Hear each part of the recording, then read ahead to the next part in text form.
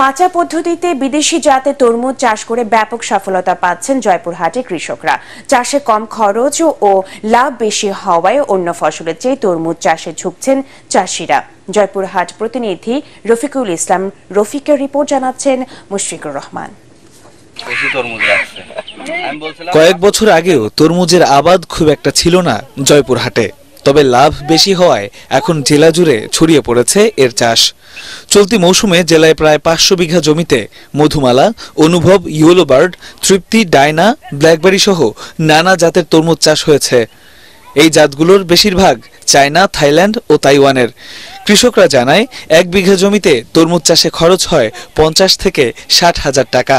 অন্যদিকে বাজারে ভালো দাম পাওয়া গেলে বিক্রি হয় 1.5 লাখ টাকা পর্যন্ত।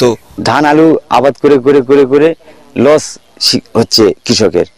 তো আমরা ওয়ালটন এসিতে ইনস্টলেশন একদম ফ্রি। লাস্টে জিআরডিএম এর সহযোগিতায় আমরা এই মাঠে তরমুজ চাষ করি। ধান এবং অন্যান্য যে ফসল আছে তার চেয়ে অনেক লাভজনক ফসল। জমিতে যা খরচ হয়েছে সেই খরচ থেকে আমি 2.5 লাখ টাকার মতো বিক্রি করতেছি আজ। তরমুজ চাষে কৃষকদের বিভিন্ন সহায়তা দিচ্ছে স্থানীয় কৃষি বিভাগ ও বেসরকারি সংস্থাগুলো।